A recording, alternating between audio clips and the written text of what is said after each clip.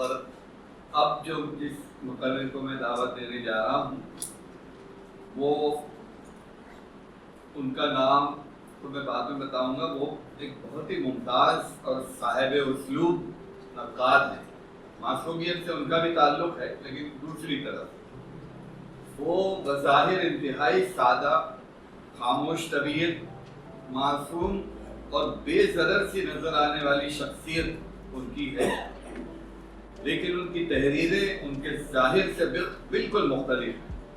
ان کے سماجی، سیاسی اور ادبی کالموں کا مجموعہ تکلف برطرف پڑھیے تو ایک بے باک، بے خوف اور بولڈ صحافی ہمارے سامنے آتا ہے.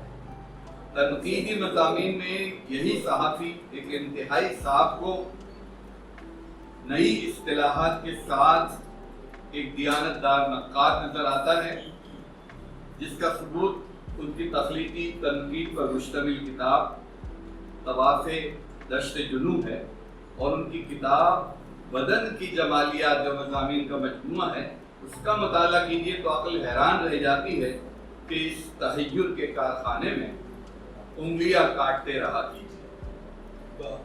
ان کی کتابیں سنجیدہ قارئین کے لیے حیرت کدہ اور ہم ایسے غیر سنجیدہ طالب علموں کے لیے حسرت کدہ ثابت ہوتی ہیں. محبت اور مربت کا ایسا پیکر جس نے انکار کرنا سیکھا ہی نہیں ہے. چنانچہ مجھ ایسا معمولی ادیب بھی اپنی کتاب پر اظہار خیال کی دعوت دے تو وہ اسے خوشی خوشی قبول کر لیتے ہیں. میری مراد ہے جناب حقانی القاسمی صاحب سے. زوردار تالیوں سے ہم کا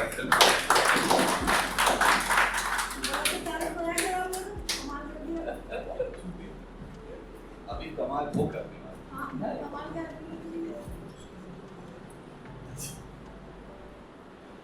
السلام علیکم. محترم سید خالد صاحب، پروفیسر عبد الناصر صاحب، ڈاکٹر خالد محمد صاحب، محترم لڑکی صاحب، اسد اللہ صاحب، معصوم صاحب، فیاض صاحب کو بہت بہت شکریہ. ظاہر ہے کہ جو تعارف میرا ٹھہرایا گیا ہے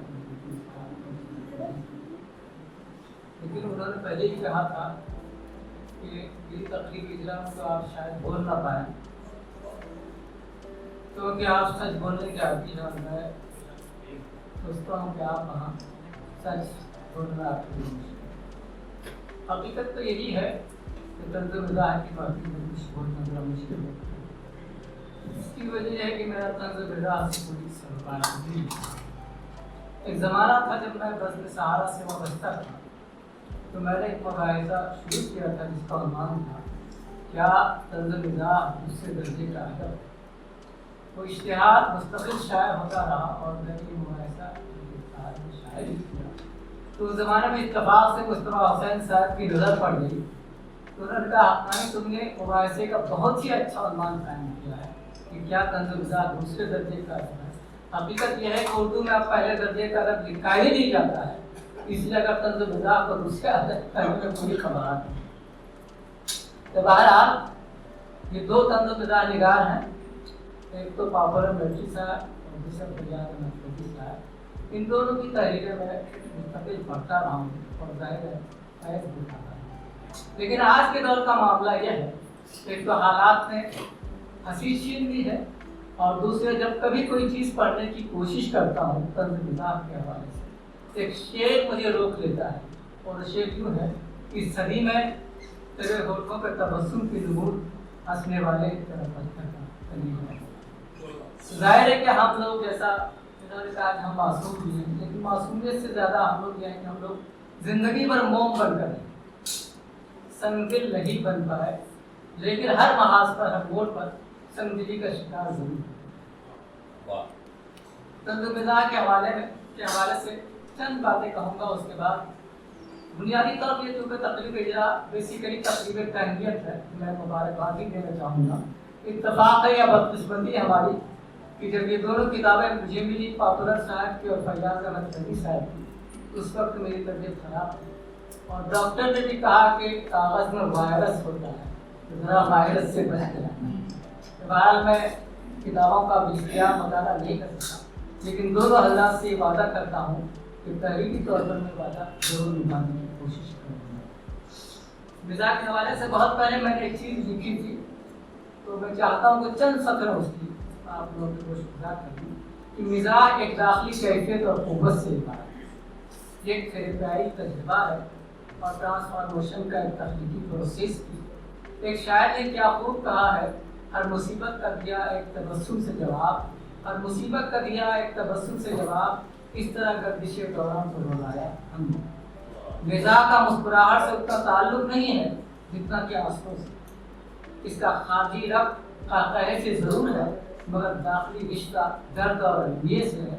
مرزا اسد اللہ خان غالب نے دیکھ موری کے گریا لب آشنا خندہ کر کر شاید اسی کی طرف اشارہ۔ آنسوؤں کی آمیزش کے بغیر مزاح کی تخلیق ممکن نہیں کہ ایک فنکار اپنی باطن میں کتنے درد و غم جمع کرتا ہے، کشمکش اور تناؤ سے گزرتا ہے، تب مزاح کو مطلع اور مقطع کی منزلوں سے گزرنا نصیب ہوتا ہے۔ بہرحال میں زیادہ اس پر گفتگو نہیں کروں گا، صرف ایک مشہور مزاح نگار مصطفیٰ حسین کے ایک مضمون کا عنوان ہے کتوں انسانوں سے خبردار ہے۔ اس کا ایک ٹکڑا دیکھیے، ہم نے دلی سے تنہائی میں کہا کہ خدا کے لیے ہم پر کتے کے سامنے برسنا بند کر دیں، کیوں اس سے کتے کے اخلاق پر برا اثر ہے۔ ہاں، تو بنیادی بات یہ ہے کہ ظاہر ہے کہ جو واقعہ ہے مزاح کا جہاں تک معاملہ ہے کہ ہر ایک صنف کا ایک اسٹیمولوجی ہوتی ہے، الگ الگ لہجہ ہوتا ہے، الگ انداز ہوتا ہے۔ مزاح کے اندر شگفتگی ضروری ہے اور وہ مزاح کی کیفیت ضروری ہے۔ اگر آپ کا مزاح نگار یا فیاض احمد فیضی صاحب یا پاپر ملٹی صاحب الہ آباد والے نظام صدیقی کی تنقیدی زبان یا عطا اللہ صاحب کی تنقیدی زبان میں مزاح نکلے لیں گے تو ظاہر ہے کہ آدمی دو پیراگراف سے آگے بڑھ جاتا ہے۔ تو مزاح کی اپنی ایک ایپسٹیمولوجی ہوتی ہے، اس کا خیال رکھنا بہت ضروری ہوتا ہے۔ تو اس طرح فیاض احمد فیضی صاحب کی آپ تحریریں پڑھیں گے، یقینی طور پر اس میں شگفتگی نظر آئے گی اور وہ درد بھی نظر آئے گا۔ نیٹشے نے بہت پہلے ایک بات کہی تھی جو آج مجھے یاد آ گئی کہ جو لوگ مطلب میں 10 جملے کو باتیں کہنا چاہتا ہوں جو لوگ پوری کتاب میں نہیں کہتا، میں سمجھتا ہوں کہ مزاح نگار بھی دراصل یہی ایک کام کرنا ہے۔ اس ہنر سے مزاح نگار پر مزاح واقف ہوتا ہے، اس کے ایک جملے میں پورا ایک جہان معنی آباد ہوتا ہے، کتنے مناظر کتنے واقعات بنا ہوتے ہیں۔ ایک مزاح نگار کا کمال ہوتا ہے کہ اس کے پاس ایک ذہن رسا ہوتا ہے، اس کے اندر جو نقطہ آرائی یا جو ہوتا ہے ایک ذہن رسا جو ہوتا ہے اس کی وجہ سے بہت ساری بڑی بڑی منزلوں تک پہنچ جاتا ہے۔ ہم لوگ جو باتیں 20-25 صفحوں میں نہیں کر پاتے، ایک مزاح نگار ایک پیراگراف ہوتا ہے۔ ظاہر ہے کہ مزاح نگار کی خوبی اگر آپ اسے دوسرے درجے کا ادب پڑھیں گے یقینی طور پر یہ ادب ہی کی طور تو پیدا انہوں نے جو زیر قلم کے اندر جو زیر لب کے بہت سارے مضامین میں نے اتفاقات ایسے ہی دیکھے ہیں، سنجیدگی کے ساتھ نہیں پڑھا میں نے، لیکن پڑھوں گا انشاءاللہ۔ مجھے لگا کہ یقینی طور پر فیاض احمد فیضی کی نثر کے اندر جو مزاحیہ عناصر ہے بہت خوب ہے۔ اور جہاں تک ان کی بات ہے، مولانا مرچی صاحب کی بات ہے، تو میں تو ظاہر کہ میں حیرت زدہ رہ گیا۔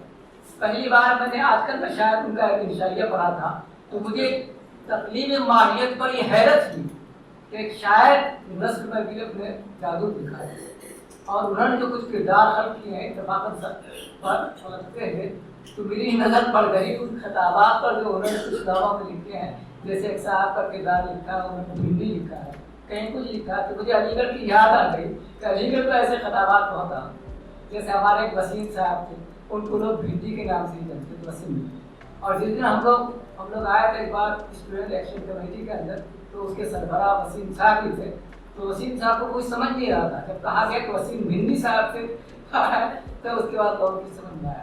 اسی طرح میں جس ہال میں رہتا تھا اس کا نام تھا حبیب ہال، وہاں نفیس صاحب تھے، پروفیسر نفیس صاحب ہمارے پڑوس تھے، تو ان کو سب لوگ نفیس بکرا کے نام سے یاد کرتے تھے۔ اس طرح کے بڑے خطابات ہیں علی گڑھ کو یاد آ کے کتاب پڑھ کر ایسے ایسے خطاب علی گڑھ میں دیے جاتے ہیں۔ مجھے لگتا ہے کہ انہوں نے بہت ہی اچھی نثر کی ہے، مزاح نگاری کی جو عناصر ہو سکتے ہیں تو بابت میٹری میں اپنی کتابیں پورے کرتے ہیں۔ خاص طور پر انہوں نے اس سیمینار کے حوالے سے خیالات کرنا ہے، میں مکمل طور پر اس اتفاق کرتا ہوں۔